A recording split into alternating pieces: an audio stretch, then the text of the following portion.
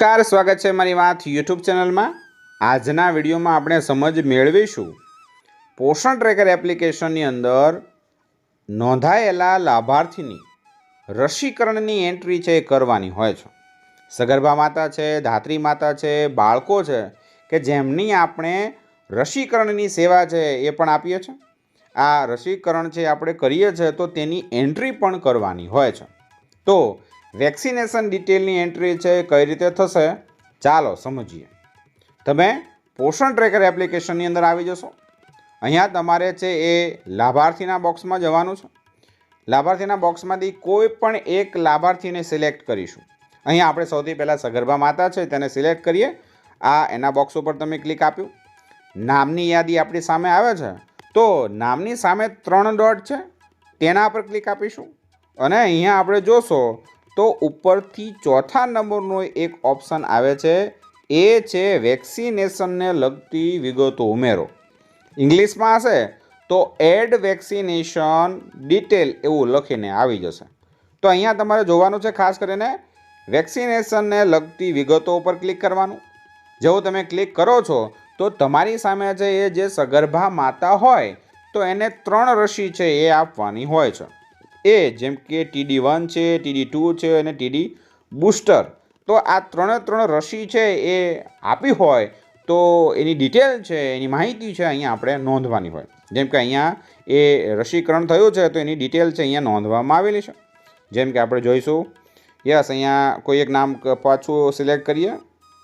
નામની સામે આપણે 3 ડોટ ઉપર ક્લિક કરીશું, વેક્સિનેશનને લગતી વિગતો ઉમેરો ઉપર આવીશું અને અહીંયા તમે જોશો તો મુદ્દત વીતી એવું લખેલું છે, એટલે કે આ ઓવરડ્યુ થઈ ગયો છે, એને ડિટેલ છે જો આપણે ભરી નથી। તો આ TD1, TD2, TD બૂસ્ટર છે તે સંબંધીની માહિતી આપણને ક્યાંથી મળશે? તો જે સગર્ભા બેન હશે તો તેને મમતા કાર્ડ છે આપવામાં આવેલું છે।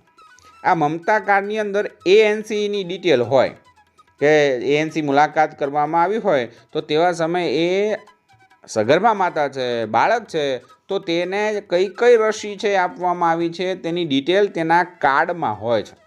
તો આ કાર્ડ છે તમારે ખાસ છે એ મેળવવું પડે અને એમાંથી આ ડોઝ છે એ ક્યારે આપવામાં આવ્યો એની તારીખ છે એ તમારે સિલેક્ટ કરવી પડે।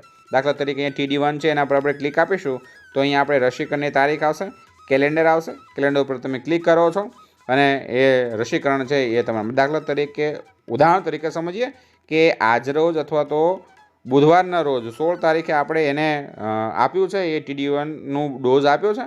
તો અહીંયા આપણે તારીખ સિલેક્ટ કરીશું, સબમિટ બટન ઉપર ક્લિક આપીશું તો અહીંયા આપણે આવી જશે આપેલ છે 16/7/2025ના રોજ આ બેન છે એને રસીકરણનો TD1નો ડોઝ છે એ આપવામાં આવ્યો છે। તો આ એની એન્ટ્રી છે એ થઈ ગઈ, સમજો। તો આ રીતે છે તમારે એન્ટ્રી કરવાની હોય છે કે આપણે સગર્ભા માતા છે એનું જોયું। હવે ધાત્રી માતા છે એ પણ જોઈએ। ધાત્રી માતાના બોક્સ ઉપર ક્લિક આપો, નામ આવે છે, નામની સામે 3 ડોટ છે અને ત્યાંથી છે એ બીજા નંબરનો ઓપ્શન વૃદ્ધિ નહીં, અહીંયા તમે જોશો કે એ તમને રસીકરણની ડિટેલ છે એ ધાત્રી માતામાં જોવા મળતું નથી। તો ધાત્રી માતામાં આપણે એ એન્ટ્રી કરવાની થતી નથી। Okay, good. ચલો આપણે ફરી આવીએ 0 થી 6 માસના બોક્સમાં। ત્યાં તમે જુઓ છો 3 ડોટ ઉપર ક્લિક આપો તો અહીંયા તમે જુઓ 0 થી 6 માસનો જે બાળક હોય તેના રસીકરણ છે એ આપવામાં આવે। જેમ કે અહીંયા તમે જોશો અહીંયા ઘણા બધી રસીકરણ છે એ છે ઓરલ પોલિયો વેક્સિન છે, પછી હિપેટાઇટિસ B છે, OPV1 છે, OPV2 છે, પેન્ટાવેલેન્ટ 2, એવી ઘણી બધી રસી છે એ એના જે કાર્ડ હોય તો કાર્ડની અંદર છે એ લખેલું હશે, ત્યાંથી આપણે ડિટેલ છે એ મેળવવાની છે અને આપણે એની તારીખ છે એ આપવાની છે। કઈ રીતે થશે? બાકી હોય તેના પર ક્લિક આપવાનું, રસીકરણની તારીખ તમારે જોવાની, જે તારીખ આવી હોય, જે તારીખે એને રસીકરણ થયું હોય તારીખ સિલેક્ટ કરવાની છે અને સબમિટ આપી દેવાનું છે। તો એ એન્ટ્રી રસીકરણની થઈ જશે। આપણે પાછા 6 માસથી 3 વર્ષના બોક્સમાં ત્યાં પણ જશું, કોઈ એક બાળક પર સિલેક્ટ આપીશું, વેક્સિનેશનની ડિટેલ અહીંયા પણ જોવા મળે છે, ત્યાં પણ તમે ક્લિક આપી દેશો તો જોશો કે અહીંયા જે બાળક છે 6 માસથી 3 વર્ષના બાળકમાં આ પ્રકારેના વેક્સિન છે એ આપવામાં આવે છે, રસીકરણ આ પ્રકારેના ડોઝ છે એને મળે છે। જેમ કે અહીંયા તમે જુઓ વિટામિન A બીજો ડોઝ છે, વિટામિન A ત્રીજો ડોઝ છે, વિટામિન A ચોથો ડોઝ છે, એ બધા ડોઝ આપેલા હોય તો એની એન્ટ્રી છે અહીંયા પણ આપણે કરવી ફરજિયાત છે. ઘણા કાર્યકર બહેનો દ્વારા આ પ્રકારની એન્ટ્રી છે કરવામાં આવતી નથી, તો જેના લીધે યોગ્ય ડેટા છે આપણે મેળવી શકતા નથી. તો આ એન્ટ્રી પણ હવે તમારે રોજે રોજ કરવાની હોય, ખાસ એ આપ નોંધ લેશો. 3 થી 6 વર્ષના જે બાળકો છે એમાં જોઈએ, ફરી અહીંયા જોશો તો અહીંયા પણ એ વેક્સિનેશનની ડિટેલ છે એ જોવા મળે છે. અહીંયા એના ડોઝ છે એ ઓછા થતા જાય છે. યસ, આ પ્રકારના ડોઝ છે તમે જોઈ શકો છો.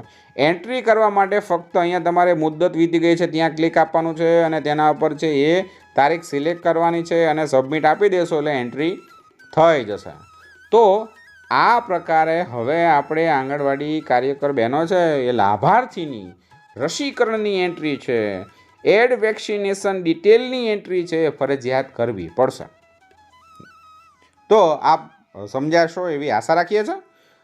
ફરી મળીશું નવી માહિતી સાથે. ત્યાં સુધી રજા આપશો. અને હા, મારી વાત યુટ્યુબ ચેનલને સબસ્ક્રાઈબ નથી કર્યું તો આજે જ કરી લેશો, કારણ અમે આવા પોષણ ટ્રેકર સંબંધિત વિડીયો છે, માહિતીસભર વિડીયો છે આપના માટે ખૂબ મહેનત દ્વારા લાવીએ છીએ. તો અમને અપ્રિશિએટ કરવા માટે સબસ્ક્રાઈબ જરૂર કરશો. ફરી મળીએ નવી માહિતી સાથે.